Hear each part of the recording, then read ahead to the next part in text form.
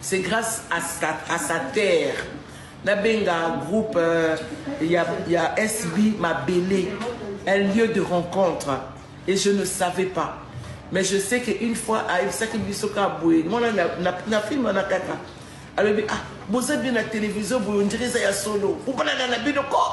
C'était un truc comme ça.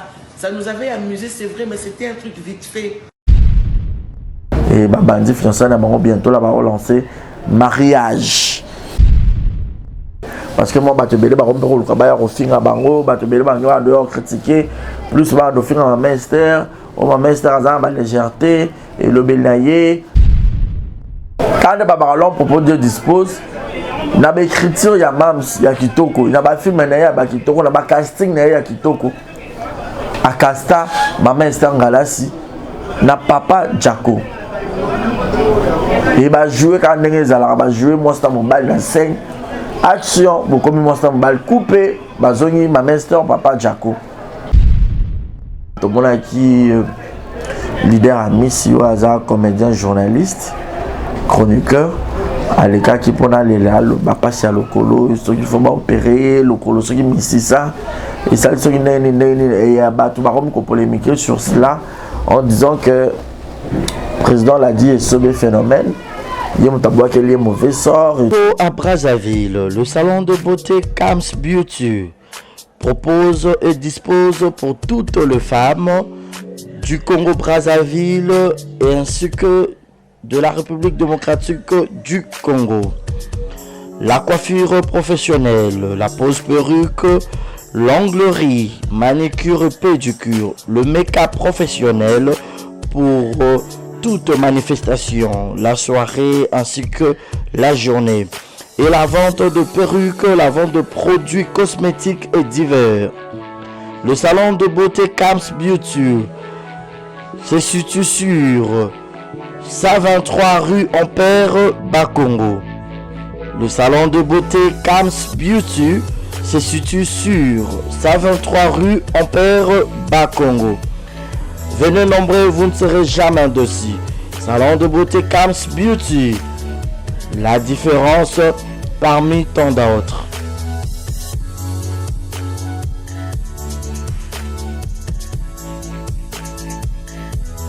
Qui aura besoin de passer la surprise, il y a anniversaire. Aux en Poto, aux en Afrique.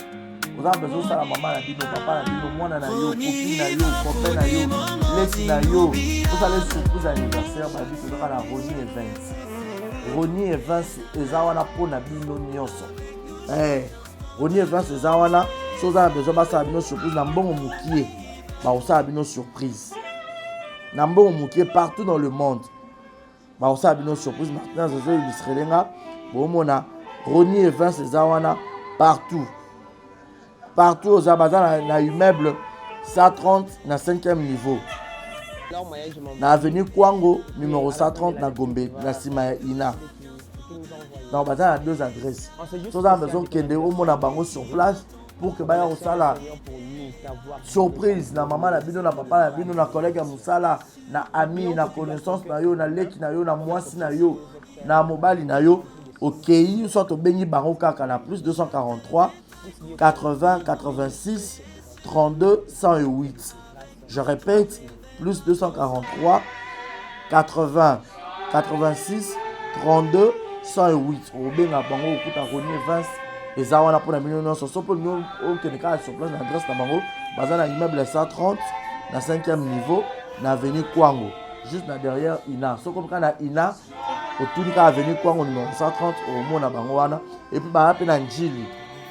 Dans l'avenue Lusenge, quartier 8, pardon, quartier 8 dans Chili, dans l'avenue Lusenge, référence à Bralima. Soit au Béni Brango sur le numéro, on a répété, plus 243, 80, 86, 32, 108. En tout cas, c'est la meilleure. Ronnie Events, la meilleure. Voilà, bienvenue à tous et à toutes, messieurs et dames, bonjour, bonsoir, tout dépend de l'heure à laquelle vous avez suivi cette émission.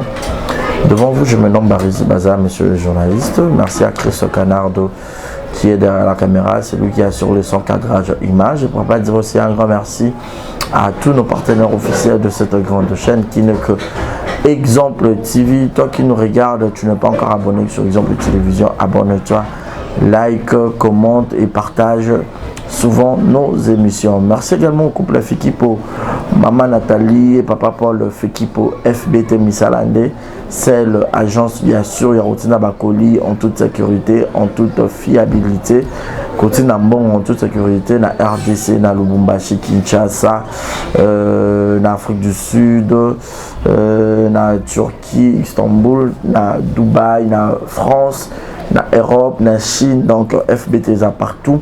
Bon, on a pu nous les cas, on a besoin de confiance et on s'en bien. Ronier Vance et ça on a c'est l'agence bien sûr pour la maramunion sur l'étalé événementiel.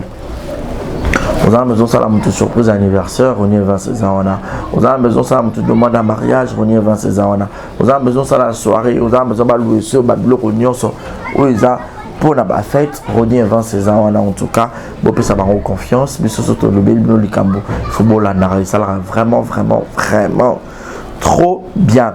Et je pense également à Maman Bizi Mondele, Maman présidente et France tranquille. Oh oui, Maman Bizi Mondele, Maman présidente et France tranquille, bah, gros bisous na yo. Yannick Chamba Gotson, Bossamboka, deux comme toi n'existe pas, privé personnel. Merci beaucoup pour la maman Bébélé. Nous allons continuer à rebattre la yo. Et pour avoir pensé également à Madame Alima Kamara, mère boss, grande sœur Rokia Kamara. Kamara Rokia, la plus belle, la plus douce, nous sommes en WhatsApp. On a un profil, belle dame, très charmante, très splendide. Rokia Kamara, nous avons un profil, et puis, merci à maman Iguette Kamanzi, depuis Montréal. Maman Iguette Bakoli n'a rien recommandé. Joël, qui rose la Bakoli n'a pas maman Iguette. Gilles Moulin pour tout mon papouche, clin d'œil spécial à toi. Et pourquoi pas penser à mon vieux Malik Arafat, vieux Langa Willy Claude Jaman à Londres. Lui, c'est mon papa. C'est mon papa, Willy Claude Jaman à Londres.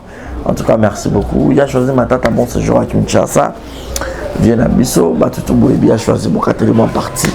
Bon séjour à Kinshasa. A choisi ma tata l'ange céleste. Le vieux Chungo Iriam. Et merci aussi à Yaoui Moucheni. Sur le niveau qui est de Bengawe Yawapi. Faut y avoir encore dans Moka. 00243. Willy Moucheni. Big saluté. Nayo. Alors.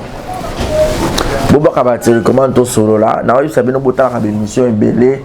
Bocha kaba commentaire, bo like kaka. Oh, déjà depuis la semaine, bon début de semaine. Semaine au pélato, quand on travaille au front moulin. Christelle Lina, ba prompt rétablissement na yo. Lina Christelle Nanga, bika na komona yesu yo kabia. Et des titres de boba visuel belé. Ba tutu bolingara tonton barizi. Ba tutu bolingara. Tous en besoin de matériel, tous en besoin de caméra et sika. Tous en besoin de matériel, tous en besoin de caméra, tous en besoin de lumière, tous en besoin de micro. S'il vous plaît, la famille, on tourne sur le tonton, au Toutani, au Simbami, au tonton, bon d'accord, caméra, on a combien? Soit nous avons un $10 au Sombakuna, au Salanga bien, on a un peu de la communauté. Mieux voter au Sénat, au Yiba. Merci d'avance dans ma tuto. D'accord, il y a aider pour la caméra, il y a Sika. Micro Yassika, lumière Yassika. Et comme ça, la mission grand bien. Alors, bah, vu le sujet d'actualité, ça moi et belé. Alors, tout à l'heure là, au sommaire, Toroloba, tout le monde qui leader à Miss Yoaza, comédien, journaliste, chroniqueur. À l'écart qui prend les là, le passer à l'ocolo, ceux qui font opérer, l'ocolo, ceux qui missent ça. Et ça, ceux qui n'ont et tout le monde polémiquer sur cela. En disant que le président l'a dit et ce phénomène, il y a un mauvais sort et tout, patati, patata, machin et tout, non. Et puis, tu as en actualité, Moussoussou, nos deux actrices, nos deux acteurs, nos deux artistes, tonton Jaco d'Amour et maman Esther Ngalassi, bah, ça là qui est demande il y a fiançailles, et bah, bandi fiançailles, bientôt là, va relancer mariage. Je crois que nous avons l'autre fois, nous avons parce que tout le monde est peut-être officiellement et donc il ne pas ça officieusement. Vous comprenez? Donc tokolobela sur yango pe parce que moi bato belé ba rompe ko luka ba ya kofinga bango bato belé ba ngwa dehors critiquer plus ba do finga ma master o ma master azan ba légèreté et le belaye et tout bato ba là ba donneur de leçons bato ba yeba makambo bato mieux que bato alors biso peut orienter peut ça prendre de vue na biso et actuellement nous sommes là bijou la reine pemene asila bisalu bon mona ndenge bijou azobina pena azokene na Gibson Butu Kondolo on a vient nga mona kokola nga vient na biso matadi pangi na beto on a pena zaki muninga mama nga babi kuta memanga na bomwana vient nga Gibson Butu Kondolo na oluka opena pona zongi so mémoire pendo koma et puis on comprend donc voilà alors to banana sujet ya mama Esther Ngalasi déjà à la base ma master plus qu'on a découvert par le président Caleb dans Sinarc et par après ailleurs on dirait que le président Caleb mais babébana sagement fait mon âme se retire à quoi naé ma master place à la groupe naé ou comment diriger tout donc voilà et tonton Jaco d'amour acteur et puis journaliste tonton Jaco d'amour abandonne l'émission à télévision depuis ça date parmi bateau au peut inspirant pour ça la télévision sur il base 5 personnes et tonton Jaco fait partie par rapport à son savoir-faire par rapport il y a tonton Jaco d'amour et ça faisait du bien et tout et j'aimais ça ça m'a donné la télé matin ça m'a donné sa manière de faire hein la chaîne sur l'écart à un moment donné on m'a peine à bio en télévision et puis voilà donc et comment on a tonton Jaco la facette il y a un artiste plus tout le monde a découvert en plus et pas un Mams si la Bissal la grande dame la grande productrice tout le monde qui est tonton Jaco par contre pour jouer en tant qu'acteur et tant qu'artiste comédien de découvrir un peu ma potentialité ma qualité et bima qui rate sa SB et tout le monde appelle parmi ma pièce tonton Jaco par exemple combler ma vide pour acteur est belé par rapport à un vu à quand acteur est belé ma papa Serge va te belé non sur ma caramba ikuna on s'en dit que ma tonton Jaco ba vide ma papa Serge peut non mon assisté rôle peut pas tonton Jaco corpulence taille maramutu éloquence et l'ongipe kitoko maramunion sont en rouge je peux on y a tapé kitoko et quand le babalon propose Dieu dispose na ba écriture ya Mams ya kitoko na ba film na ya ba kitoko na ba casting na ya kitoko akasta mama Esther Ngalasi na papa Jaco et ba jouer quand ndenge zala ba jouer monster mobile na scène action beaucoup monster mobile coupé ba zongi mama Esther papa Jaco mais na jouer loana Mams kana lo ba bon ça qui toko net ya solo penza bon comme ça on peut ya solo bah c'est qui voilà tu éviter ça déjà tonton Jaco a déjà un processus il y a divorce ou azaki dans la bolingona ex-femme là et tu éviter entre guillemets et maman Esther est adulte tonton Jaco est très adulte d'ailleurs et tonton Jaco à commettre adultère ti azana kati libala ti oyo qui libala moko boye atiki moi si pour aya pena que ma mère est à brouseuse de foyer soit disant dans un monde peut-être na mona maniqué par cette vidéo moko Esther brouseuse de foyer ce qui n'est non eza libala eza relation na relation nyonso so esimbi tu peux changer oki peut otika ou abandonner oki peut otalisi mandoki côté mususu. Vous voyez, et c'est ce que tonton Jaco, la maman Esther Basali,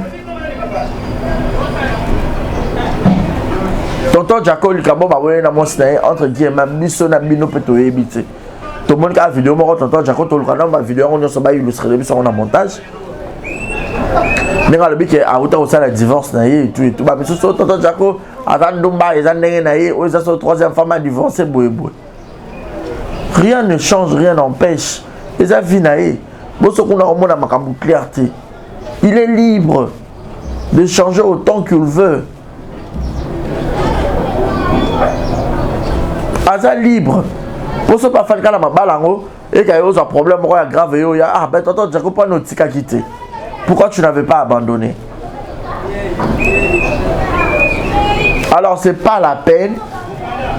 Bah tu vois amité maman bébé on doit refaire bango na ba commentaire, tu dois refaire na ba réseaux sociaux, doit refaire ma leçon de morale. Non. Maman Esther n'est pas une femme légère, s'il vous plaît, à un moment donné. Maman Esther a maman pasteur a été manager a été rabat. Les années azalé là ka. Ngala linga ba gestion na ye, na linga ba fier na ye, na linga ki bo mwasi na ye en fait.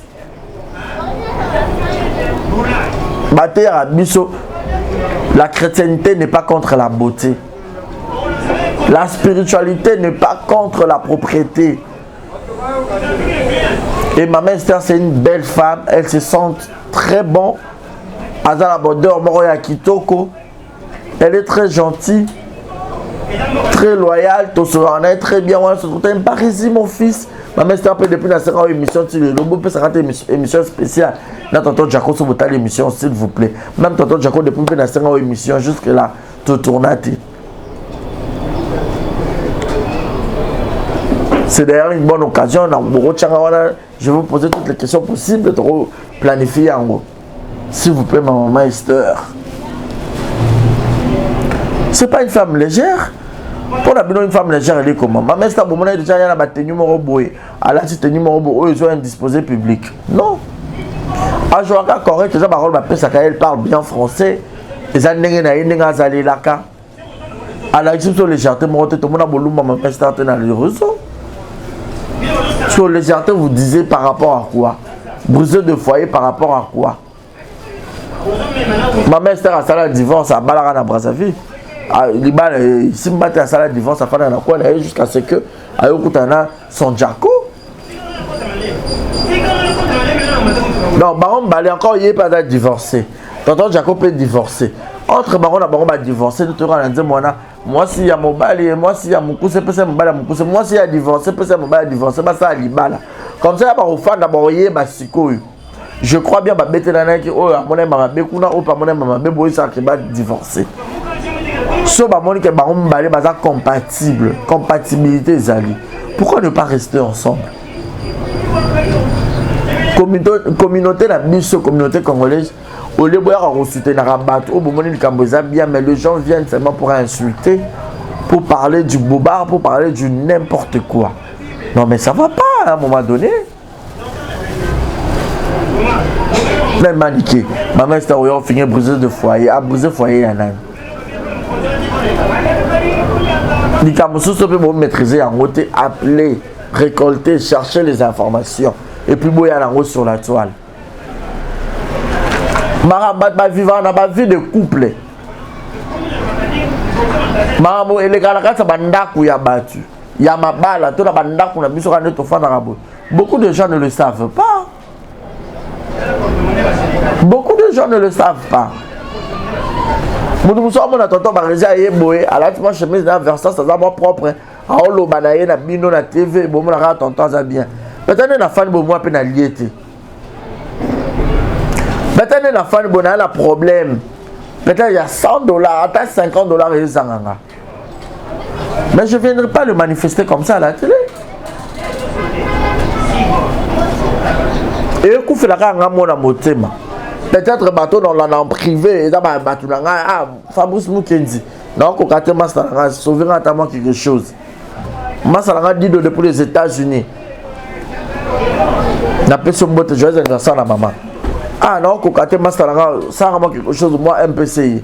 Deti Dembo non qu'on a Deborah Boanga ya papi Cheli. Ah bon sounganga ba rosali sanga mais à la télé comme ça. Bateau par langage je connais même pas. Je ne viendrai pas peut-être pour aller là-bas, pas expliquer mes détails. Et ça, c'est ma vie de couple. Ma enfant dans la carte, ma réalité, ma vivre. Et mon enfant a affaire à gober, encaisser. À un moment donné, mon thème a essayé Dakar. Pour mon thème, mes alliés bénétés, mes alliés bayatés. Mon thème est c'est Dakar. Même si on vit avec un copinage, bon, comme dans ma relation officielle.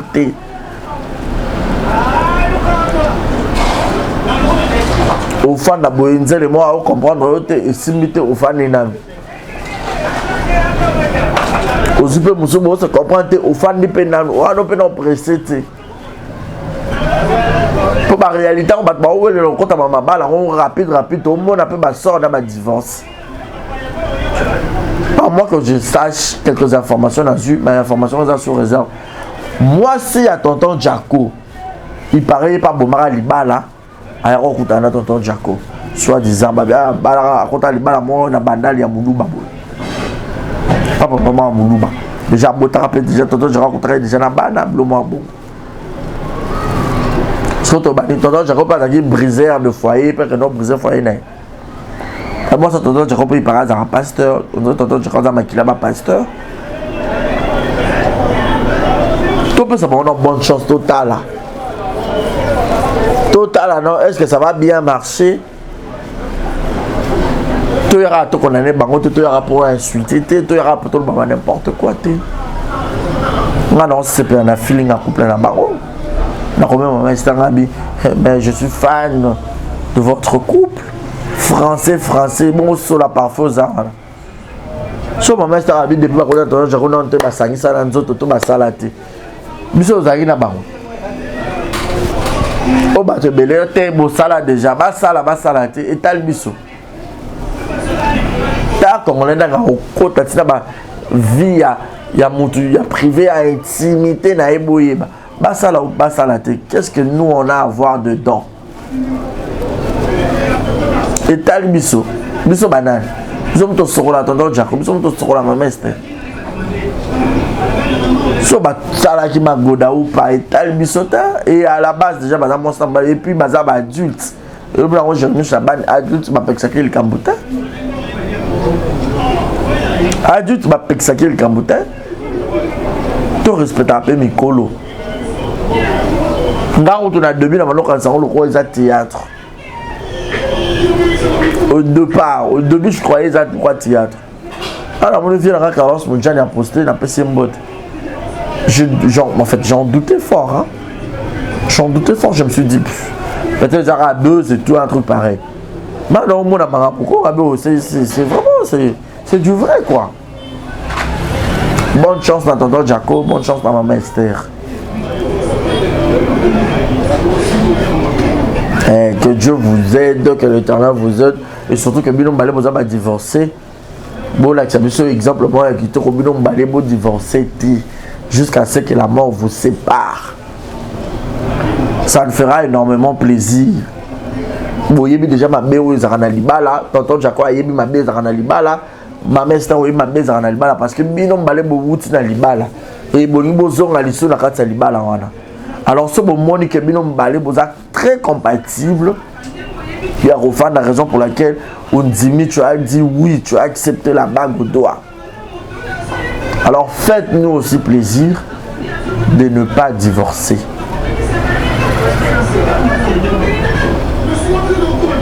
Ce peut-être que la liboso il y a tonton Jacob Bala qui a divorcé. Donc nous sommes au troisième bala, au premier bala, deuxième ou pas. Et t'as le bisoti. Mais tonton Jacob, fais-nous plaisir de ne plus divorcer. Je sais que l'être humain, être mort, est infaillible. Ma mère, c'était ma belle, ma lame, elle a parfaite. Idem et pas tonton Jaco, elle a parfaite. Bon, c'est comprendre. Bolingala, parce que ce bolingo déjà, l'équipe m'a cassé. Bolingo couvre ma belle. Ah oui, Bolingo couvre Kamabé. Alors arrêtez, chers Congolais, Congolaises, arrêtez avec vos commentaires méchants, avec vos insultes à l'arcan, avec des leçons de morale, wana, yalo kuta wana. Arrêtez avec, arrêtez.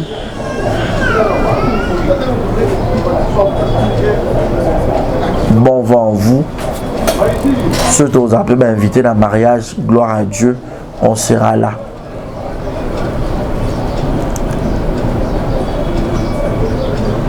On sera là. au cadeau na za ta garçon donné na bino ma mère c'était toute ma mère na za wana chez yo na kasavu bona to so to pangaka c'est une maman très gentille. Elle connaît Dieu, elle est propre, elle est belle, elle est charmante. Ça va. Au temps tonton Jacob beau et lancé, mignon, mon normuki, mon matam le roi, ça va, beau gars.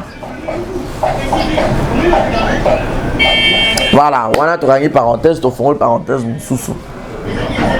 Lorsqu'on vous dit que, avant tout cas, en parenthèse, ma mère a remercié SB, a remercié Sila Bissalou, en disant que grâce à elle, de l'élo Oyo, il y a tonton Jacob a commis ensemble. Les Abakouk, SB m'a belé Oyo sur l'oni et robot tambouma. Babo a rappelé l'artiste entre mais que la relation soit seulement sérieuse. Donc, il y a casting, bon, on a couple, couple, il y a si là peut-être là, Bobo Simbaray. Et belé peut artiste belé sur Monique et Yona y couple à Simbaray qui vous appelle à sentiment. Boba na bino entre bino na bino. Ça serait mieux pour avoir plus de compréhension. Et on a pas commentaire sur Balbi, les TikTokers se marient entre eux. Et alors nous les bateaux ça va commenter. Nous sommes entre nous commentatistes. Baba nous va bon ça va commenter.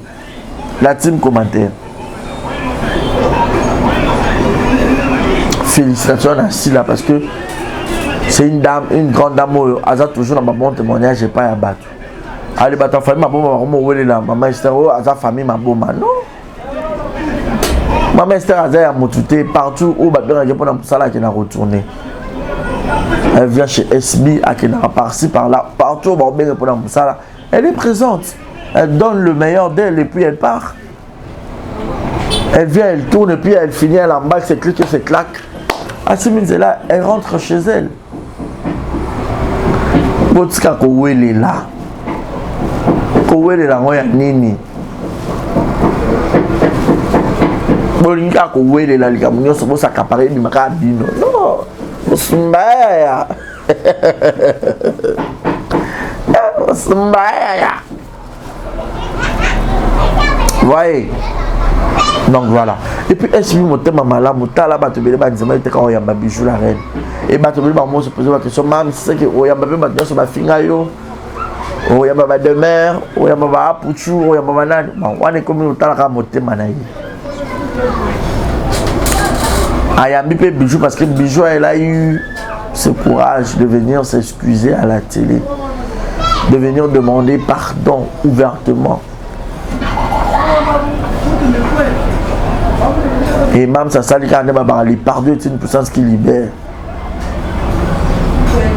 Elle est qui pour ne pas pardonner? Il est pas ça à ma bague qui n'a pas de pardon. Son zambe écoute à zone limbi c'est bon biso suko. Elle a pardonné sa sœur. Et puis on vit vraiment sans hypocrisie. Et puis il faut pas y aller.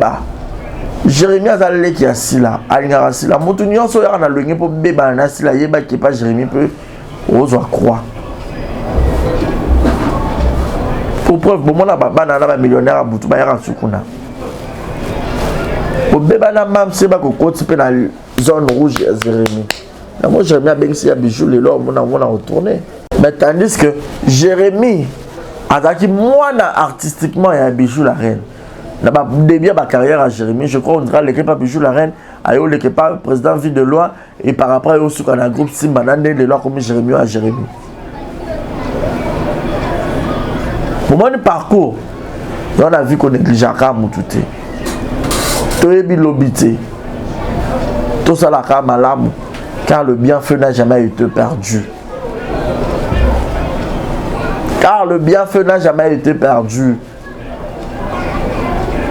Vous avez même si bien, si vous appelez Jérémie bien. Ok, la même si on tient à Jérémie, pas tenir à Minayo. Eh, ya wenge 12 bandakala. Kenda bongo. Ya bijou atama benyo retourner na SB se sentir à l'aise, que vous avez une culpabilité.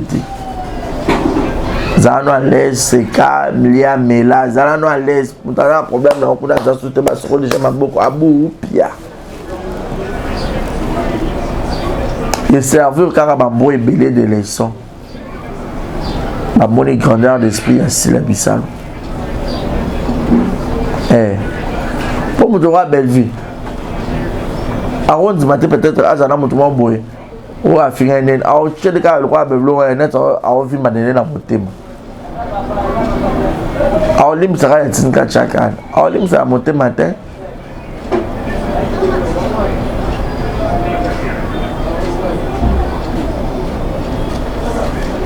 Donc, c'est un peu ça. Tous les affirmes, même chose, c'est que Zoya. Âme pure de Jessilaki.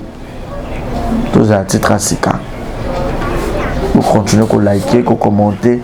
Vous continuez à j'aime, à soutenir la Ramoussa, à Bissou. Vous ne devez pas faire de bouton, peut-être que vous avez répété. Et effectivement, vous avez non-allié. Mais ce que vous avez la tu vois, des fois ça décourage. Tu es mission, bon, on est à 8K, 10K dans mon passe. Encouragez-nous. Vous avez un peu de publicité. Vous ignorez raté, s'il vous plaît.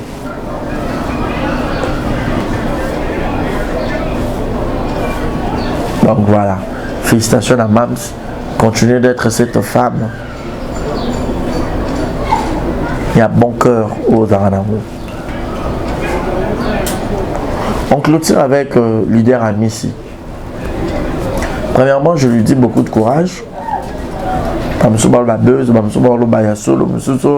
A trébuché dans la toilette, peut-être Zamoukou est déplacé, mais chacun de nous donne sa version de fait. Il y a le Benabusso, M. Jostoyoki, a aussi la prière, on a besoin. On a l'opération, ce football là. Moussissa, il y a gauche, il y a droite, mais je ne comprends pas. Ah bon, on a bon ce que le colo est dans lequel Moussissa. Souvenez à Bissou Nzamba Batela. Monsieur Sauté, président Sobé, on t'a bloqué les mauvais sons. On bloqué les mauvais sons sur base de quoi?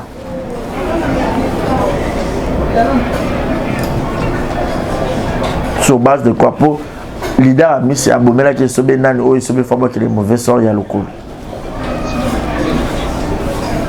Allez-y, comprendre. Il faut tous un peu, à un moment donné, restons professionnels. Président Sobé a peut-être un mécontentement par rapport à l'émission Oyo, à Missi, à Salaki, la maman Ida.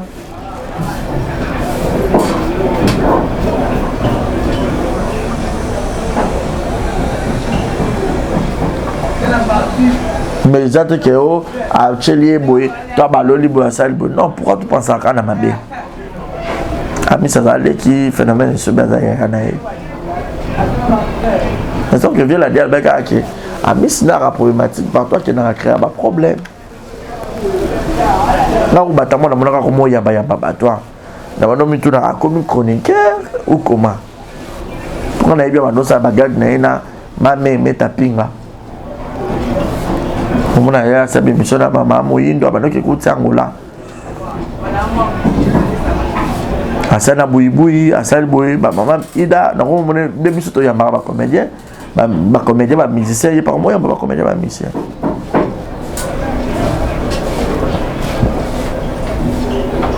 Courage, Nayo.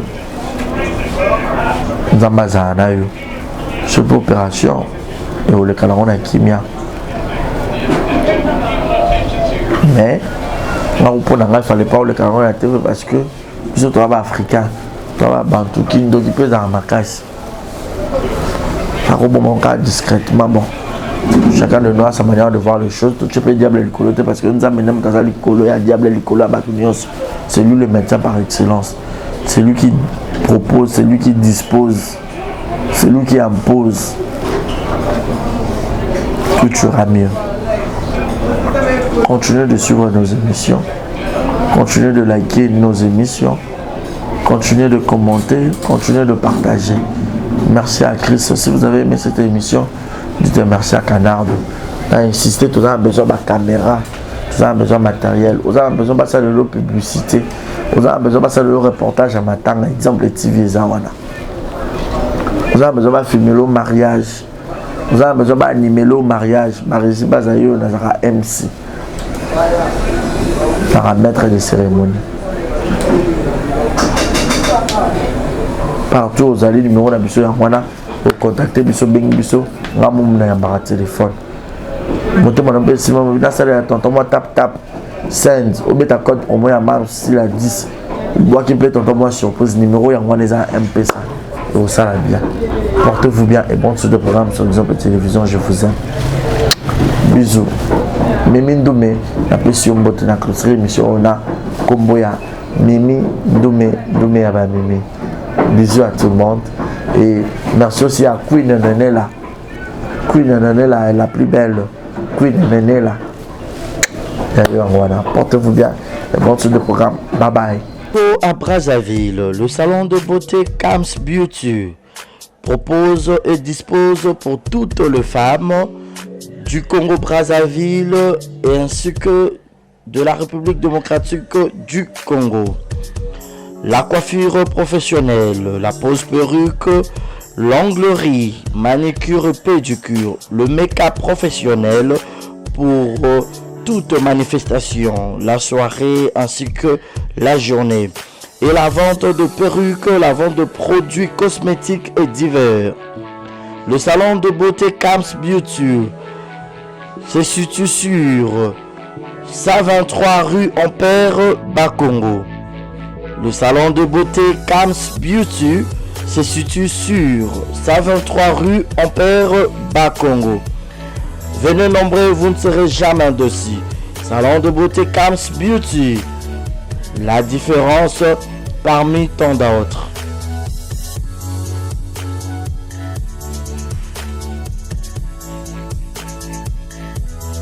Bazan à l'immeuble 130, na 5e niveau, na avenue Kwango. Juste derrière Ina. So comme quand na Ina, autour de l'avenue Kwango numéro 130, au Mona Bangwana. Et puis bah na Njili. Na avenue Lusenge, quartier 8, pardon, quartier 8 na Njili, na avenue Lusenge, référence des arbres à Lima. Soit au Béni Bango sur le numéro, on a répété, plus 243, 80, 86, 32, 108. En tout cas, c'est la meilleure. Ronier Vance, Bazan meilleur. Bazo Salango qui toque au professionnalisme des copes Nabango.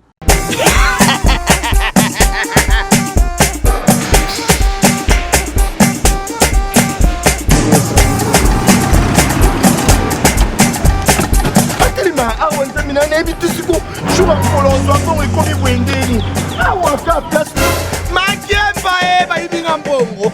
Nada, qu'est-ce qui se passe? Nasubi na bilamba Nada, makambo mbongo sala ngo awa. namona keza aka loki tina yo twino saa nini oyo eza agence ya transfert nde na pie mbongo nyonso de Nada, agence ya transfert na nzela. abaki ekipe adresse te ezelango likambo ya mbongo ye moko. Ce n'est pas possible. Nada. Mwende mwende na filmo. napesi yo awa opiso tumu biso baesuka biso mbongo na nzela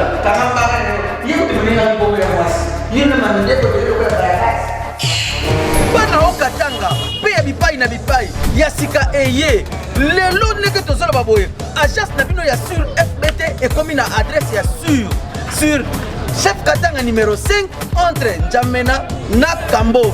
yaya conseil eza gratuit omoni makambo ya bato ya nzela botikela bato ya nzela me makambo ya transfert ya mbongo totikela yango fbt misala nde kazinjo soki bazwi soki mpe kuna batie tozwi bazwaka kaka ose jamais yama mingi tokei Dans la poteau, dans la perruque à Kitoko, na Belgique, na Paris, partout aux alliés, Vanessa Airwig. Vanessa Airwig, tu as numéro de la scène, on a abonné de sur ma perruque, on a bon ma sorte de sur ma perruque à Kitoko, ma coupe Yamilai. Vanessa Airwig, Azawana na prime encore abordable. Rosso ma perruque na yo, Rocha, Robima chic, Robima ngebu ngebu. bonsoir, c'est moi Brand Cosmétique. Naïkola Sabino va produire na biso. Des beaux monanga moko sans maquillage. Eza crème na biso yelongi. Oyo ngamoko na sela kango. Donc c'est très efficace, c'est très bien. Pour na bato balin côté là, va soigner teint. Sondeti par exemple longo la kasuko zikina ba moi, ozana ba noir na siamisu. Donc oyo c'est très bien. Oyo eza pona bato mwindu ndeti caramel, teint chocolat, sukolingi oyo soigner teint na yo. Ozala un peu propre, mais écoutez, sous penza makasi te. Donc éco garder teint na yo, mais éco soigner peut en même temps. Oyo eza pona maboko, so zandes maboko noir awa ou bien misapi, ou quoi utiliser pe oyo. Tozana ba gamme nyonso ba gommage, ba lotion, ba lait. Donc si vous êtes intéressé, contactez biso na numéro na biso ya WhatsApp. Merci beaucoup. Mouah.